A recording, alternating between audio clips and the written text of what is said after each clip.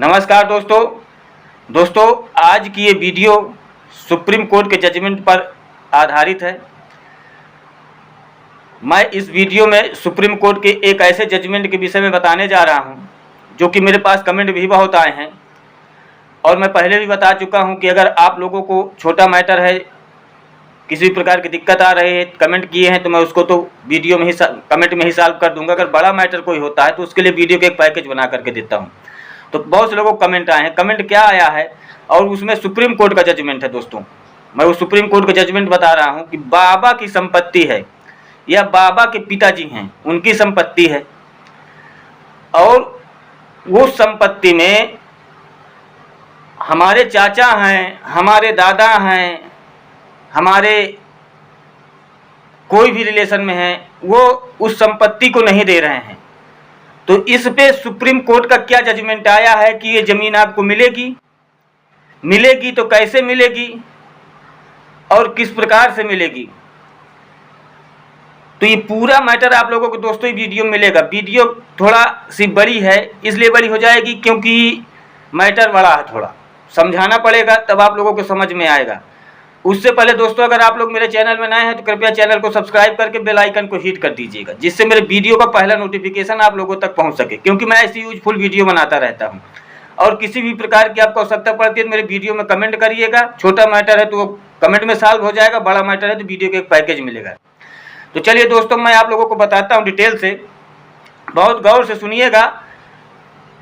यदि बाबा की संपत्ति है, मतलब दादा मान लीजिए, परदादा मान लीजिए, बाबा मान लीजिए, बाबा के पिताजी के मान लीजिए संपत्ति है, बाबा के पिताजी के संपत्ति पर बाबा जी के नाम आ गई।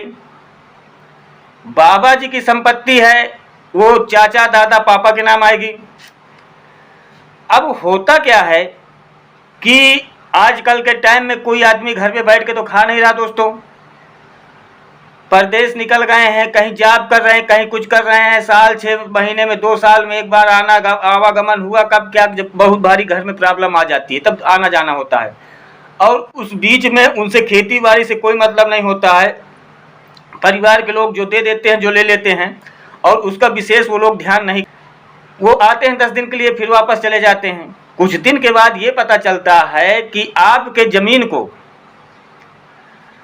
फर्जी कागज बनवा लिया गया है। आपके चाचा दादा कोई भी हैं, फर्जी कागज बनवा लिए हैं, कब्जा कर लिए हैं और कह रहे हैं कि अब आपको इसमें नहीं दिया जाएगा, क्योंकि भाई आप बाहर रहते हैं, गांव में भी उतना लगाव नहीं है, इधर उधर हो गया है। तो क्या होता है दोस्तों इसमें कि पूरे कागज बनवा लेते हैं वो लोग फर्जी टाइप में कि हाँ इनसे हम ज़मीन ले लिया, अब इसमें हमारा कोई अधिकार नहीं, हम अपने राजी मज़े से खुशी से इधर से उधर करके पूरा जो एक लिखावट होता लिखा करके अच्छे खासे ब्यौरा बना करके छोटा सा स्टाम्प ले करके उसमें से पूरा डिटेल फिट कर देते हैं। अब वो बेचारे बाहर जॉब कर रहे हैं, वो यहाँ मुकदमा लेके कैसे करें। तो इसी बात को लेकर के कमेंट आए हुए हैं कि क्या हमको मिल सकता है तो हम काम करें। तो मैं आपको बता देता हूँ, बिल्कुल दोस्तों मिलेगा। सुप्रीम कोर्ट का जजमेंट है, इसमें कोई इधर उधर की बात नहीं है। सुप्रीम कोर्ट का जजमेंट है और लड़के के लिए नहीं, लड़की के लिए भी है। ये मैं पहले बताया कि 2 पक्षों में होगा, ये लड़के के लिए नहीं लड़की के लिए भी है। अगर आपकी पैतृक संपत्ति है, बाबा की है, दादा की है, पिताजी की है, पहले बाबा की थी, पिताजी की में आ गई, अगर पिताजी का है नाम पे आ गया है, आप 4 भाई हैं, 6 भाई हैं, 2 भाई हैं, 1 भाई 1 बहन है, तो इस पे तो पहले भाई को बताता हूँ फिर सिस्टर को भी बताऊँगा मैं।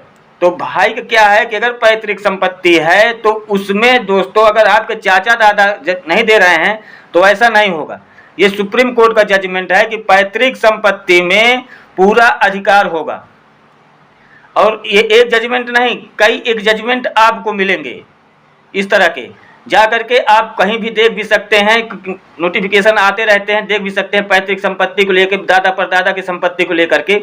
तो उसमें क्या है दोस्तों कि अगर बाबा की संपत्ति है, अगर आप केस लड़ जाएंगे, कोई इधर उधर फर्जी कागज बना के रखा है, तो वो जमीन तो आपको मिल जाएगी। फर्जी वालों को 420 में जेल जाना होगा। ये तो बात हो गई दोस्तों जो जेंट्स हैं, माने लड़के हैं।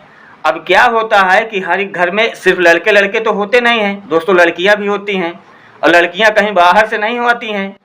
आपकी बहन है, आपकी सिस्टर है, तो क्या होता है कि शादी कर देने के बाद आदमी सोचता है कि इनका पूरा चैप्टर यहाँ से क्लोज हो गया है, पर सुप्रीम कोर्ट ने ऐसा नहीं किया है। सुप्रीम कोर्ट ने कहा है कि अगर किसी लड़की की शादी हो गई है, वो अपने स्वेच्छा से नहीं ले रही तो कोई बात नहीं। अगर दोस्तों वो आपके यहाँ आकर के पैतृक संपत्ति है, आपने खरीदा है तो उसमें नहीं, जो पैतृक संपत्ति है अगर उसको वो लेना चाहती है, उस पर मुकदमा कायम करेगी, तो सुप्रीम कोर्ट के जजमेंट के अनुसार दोस्तों लड़की का पूरा हिस्सा मिलेगा ही। वो शादीशुदा है या तलाकशुदा है या विधवा हो गई है, किसी प्रकार से है, पर उसको उसमें पूरा रहने के लिए हक मिलेगा, उसमें कोई दिक्कत नहीं होने वाली है। ये 2 मैटर हो गए दोस्तों, समझ में आ गया। तीसरा मैटर एक और है, इसमें ये बता देता हूँ कि क्या करते हैं कुछ लोग बात कि शादी कर लेते हैं। शादी कैसे करते हैं कि शादी तो हो गई है पर एक रिश्ता अलग से बना करके रखते हैं गोपनीय तरीके से, जिसे लिव इन रिलेशनशिप कहते हैं। पर ये खुल्लम खुल्ला वाले लिव इन रिलेशनशिप के लिए सुप्रीम कोर्ट का जजमेंट तभी वान होगा जब उसका आप रजिस्ट्रेशन करवा लेंगे। बाकी आप रह सकते हैं कहीं भी, किसी की स्वेच्छा से अगर रह रहे हैं तो उसमें कोई दिक्कत किसी कोई नहीं कर सकता है, क्योंकि ज़माना बहुत एडवांस होता चला जा रहा है। तो दोस्तों शादी हो गई है, अब शादी में एक बच्चा इधर हो गया है, अब जहाँ पे आवागमन लगा हुआ है वहाँ पे भी एक बच्चा हो गया है। अब कहानी में ट्विस्ट आ गया है, एक इधर हो गया एक उधर हो गया है।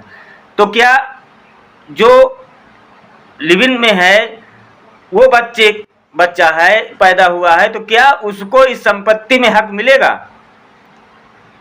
तो दोस्तों जितना हक शादीशुदा बच्चे का है, मतलब कि जिसको शादी करके लाए हैं, जिससे बच्चा हुआ है, जितना हक उसका है, जहाँ पे लिव इन में है, अगर उसमें के साथ भी बच्चा हुआ है तो उसको भी उतना ही हक है, जरूर मिलेगा, 100% मिलेगा, क्योंकि दोनों एक ही पिता के पुत्र हैं, ना कि अलग अलग हैं। हाँ ये सच है कि एक पत्नी के रहते हुए दूसरा शादी करना बिल्कुल अवैध है, वैध नहीं है किसी भी तरीके से। आप लोगों को अगर कहीं बताया भी जा रहा होगा बहुत ज़्यादा कि अब एक पत्नी के रहते दूसरी शादी कर सकते हैं, ये कर सकते, तो ऐसा कुछ भी नहीं है।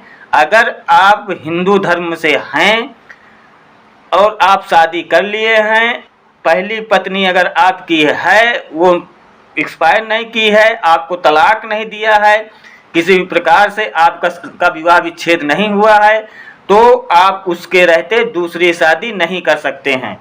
हाँ लिव इन रिलेशनशिप में आप रह सकते हैं, क्योंकि अपनी अपनी मर्जी होती, कौन कहाँ क्या खाना चाहता है, क्या पीना चाहता है, वो एक अलग चीज़ें होती हैं, किसके साथ रहना चाहता है, कौन सा कपड़ा पहनना चाहता है, वो अपने अपने शौक की और अपने अपने अंदाज की बात होती है।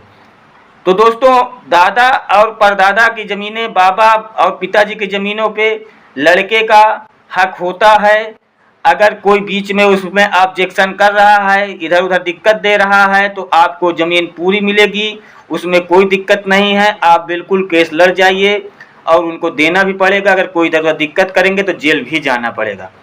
तो दोस्तों आशा करता हूं कि वीडियो आप लोगों को बहुत अच्छी लगी होगी। अगर अच्छी लगी हो तो कृपया कमेंट करिएगा और शेयर करिएगा, ताकि और लोगों तक ये बात पहुंच सके।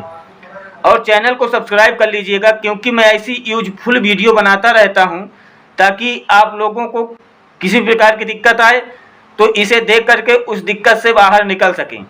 और दोस्तों चैनल को सब्सक्राइब जरूर करिएगा, क्योंकि गर्मी में पसीना पसीना हो रहा, मगर मैं फिर भी आप लोग कमेंट किए हैं उसके थ्रू वीडियो बना रहा हूं, ताकि जो आप लोगों का प्यार मुझे इसमें मिल रहा है वो सही तरीके से, बिल्कुल अच्छी तरीके से मिल रहा है। पर चैनल को सब्सक्राइब बहुत कम लोग करते हैं, 2-2 हज़ार 3-3 4-4 10-10 हज़ार आदमी देख लेते हैं, पर सब्सक्राइबर कम आते हैं। तो चैनल को भी सब्सक्राइब करके बेल आइकन को हिट कर देंगे, तो उससे क्या होता है कि वीडियो का पहला नोटिफिकेशन आप लोगों तक पहुंच सकेगा। और मैं यूजफुल वीडियो बनाता रहता हूं, कभी न कभी भविष्य में आपके कोई न कोई वीडियो काम में जरूर आएगी। धन्यवाद।